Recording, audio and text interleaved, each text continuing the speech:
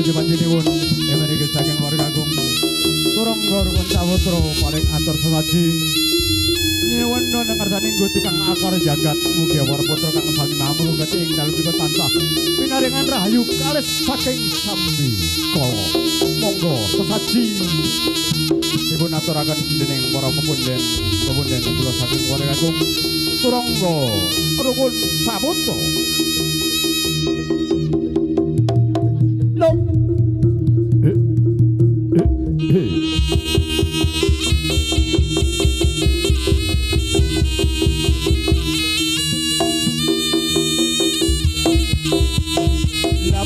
para pewonden saking keluarga Agung Turangga rukun saputra sumangga wonten madyaning pagelaran agung atur sugoto sesaji sumangga wonten madyaning pagelaran agung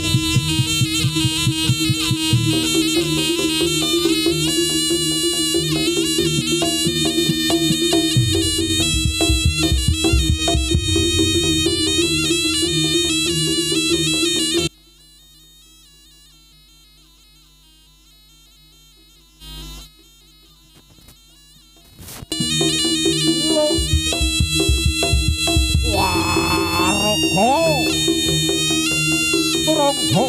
rukun saputra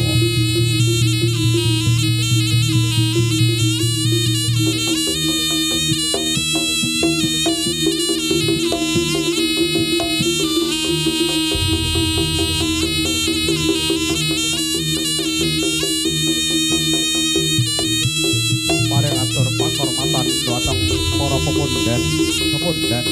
kang sami pangrawi ing dalu punika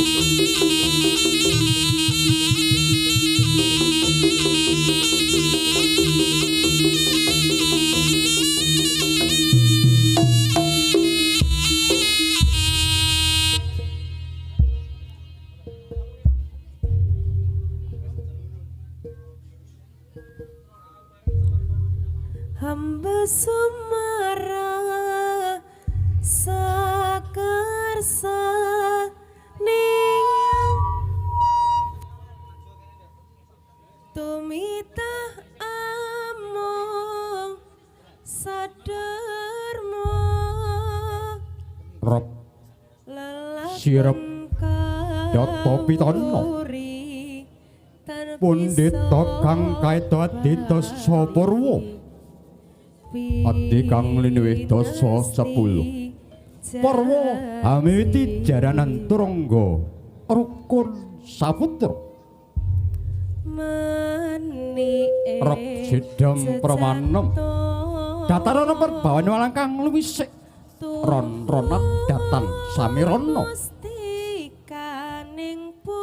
sideming swasana hanyareng jengkaripun sang bapa saking papan palenggahan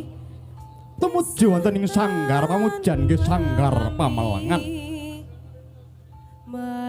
tumuju wonten ing sanggar pamujan sang bapa ketingal anggelara klasa angadhep tata sesaji angembus kuku sing dupa kang gumelun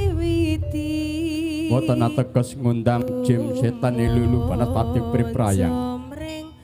jroning penggalih resang Bapa Hanyumurbi ingkang cikal bakal babat desa wonten ing Samarenda sebrang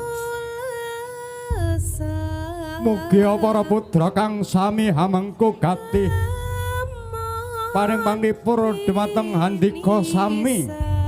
tansah pinaringan rahayu kalis ing sambi kala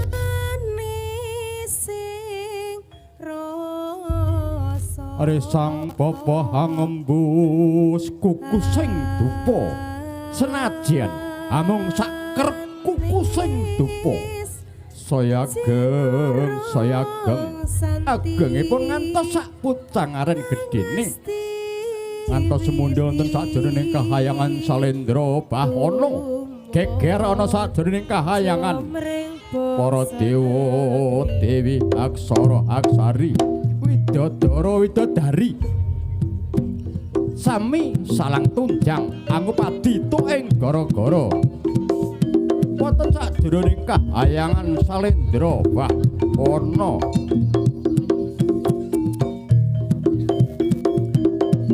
para dewa dewi aksara aksari widodara dadari kang sami tumurun ing Arcapada Angopadi tuk ing gara-gara anyangking sekar kang gondo arum gondonya mangambar ngambar angebake wonten ing sajroning sanggar pamujan nggih sanggar pamalengan hanya merpiri sang ngebawa ingkang sampun enggah wonten ing sanggar pamalengan Ari sang bapa kandhing lalang jroning penggalih ing kono matekaji Pacandriya angampun dabahan hawa sanga matekaji pandang ana sapucaing grana nyuwun dhateng ngarsaning Gusti kang akarya jagat mugia warga agung Tranggarwa Saputra tansah pinaringan rahayu kalis ing sambikala Ari sang bapa sajroning sanggar pamalengan ketingal hangrasuk busana kabramanan kono ngraosi anggenipun gesang wonten alam bebrayan tasih kathah dosa ingkang dipun sandhang dening sang bapa pamila ing kono sang bapa hawong tansah nyuwun dhateng Gusti kang Maha Agung mugia paring materi sang bapa anggenipun ana tapi jejebahaning ing dalu punika adados pandhitaning para putra nggih menika Pangeran Maha Agung kang reta sang bapa sampun nampi pusaka kang aran Pecut Kyai Samandiman pinangka tiyandhanipun sang bapa kang aran Sang Kambu mugia andadosaken padhang ing jroning penggalih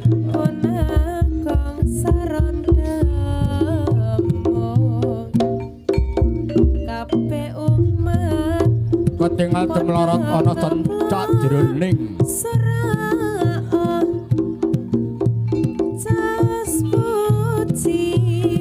temlorot wonten sajroning Ibu Sono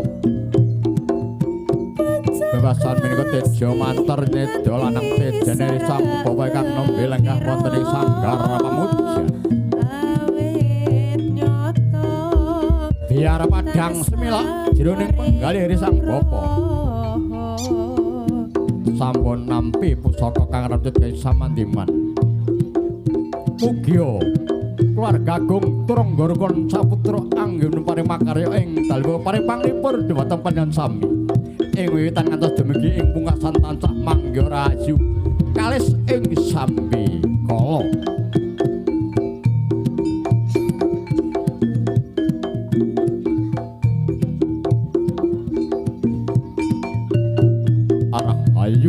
rahayu kang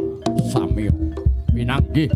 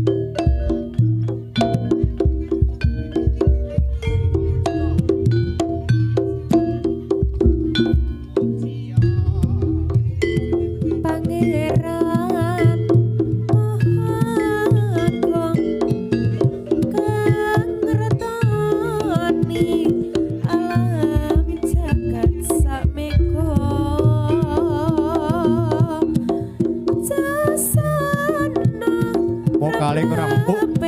Vokale kurang empuk. Tambahi. Iringane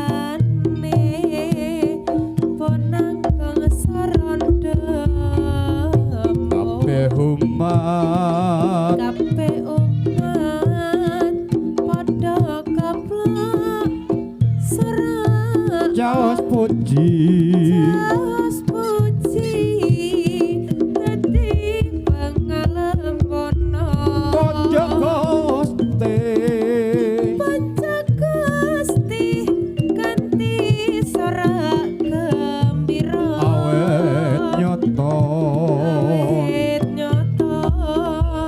tansah paring nugroho.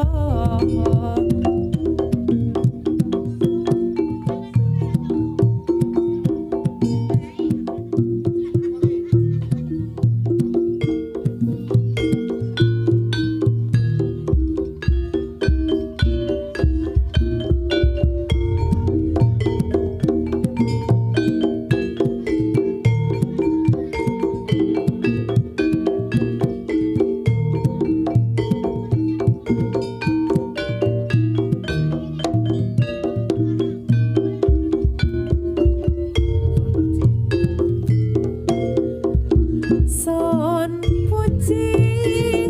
marang ing pangeran pangeran kang lumantar kita sedaya. kita sedaya Kakung putri kang sami mirsani amen sani padha kepang sani jawi asli kesenian ingkang sampun naluri sampun nalore raketane gani-gani jawi rukun saputra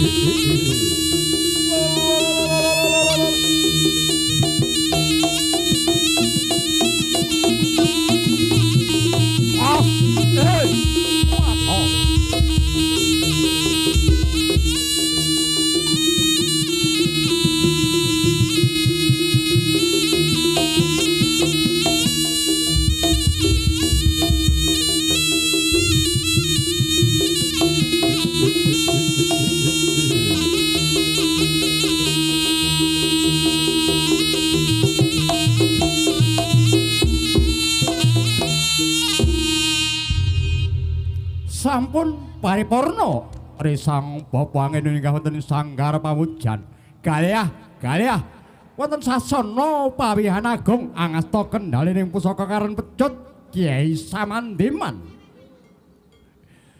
ketingalien glosor kadot tutuina gaya nangkung kadya kluwung apa to dayane Pecut Kyai Samandiman bebasan sinapetna gunung jungkur segara asat apa manah marang sawijining jalma manungsa bisa lebur tanpa ranjebab hang ruwi bantala wah Raga Rukun Samutra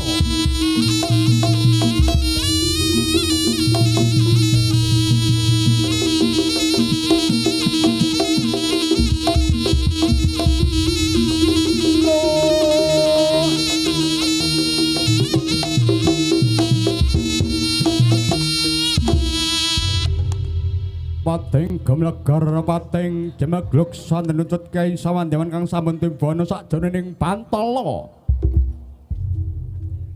agawe kageting para putra kang sami amengku gati sigra jumangkah wonten madyaning pagelaran japek ing sang bawa kang sampun jumeneng wonten madyaning Pasewan Agung Rewepeh Hanitih Turangga wah Raga Turangga Rukun Samutra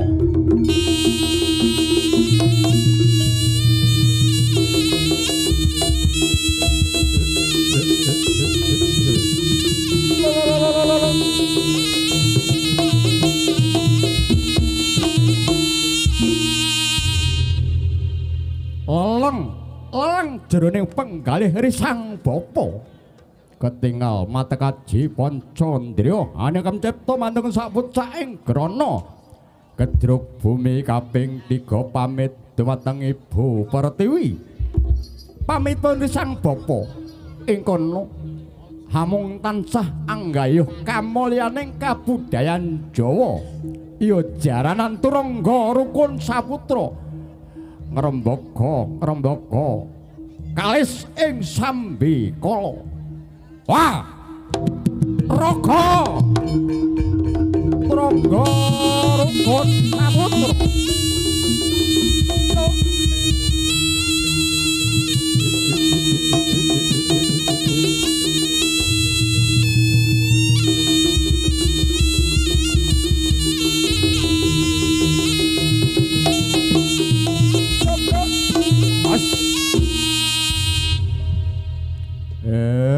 wilah sekaring pah ana langgeng jagat tak pundi ngono dadya jimat babasan rawi-rawi lantas malang-malang putu ing kono sapa kang tumindak temen wahyuning bakal tinemu sapa kang tumindak candala wahyuning bakal sirna kena dayen Pecut Kyai Samandiman saknalika jebab anggrupi anu sakjroning Bantala wah Raga Turangga Rukun Samutra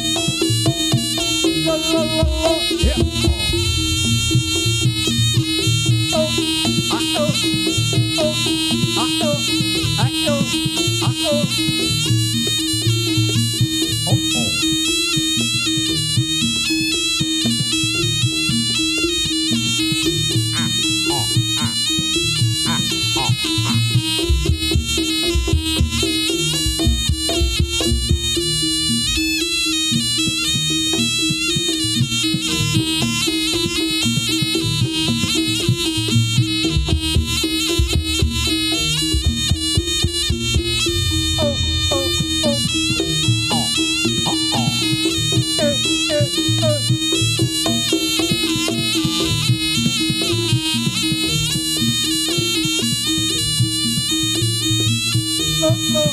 lo lo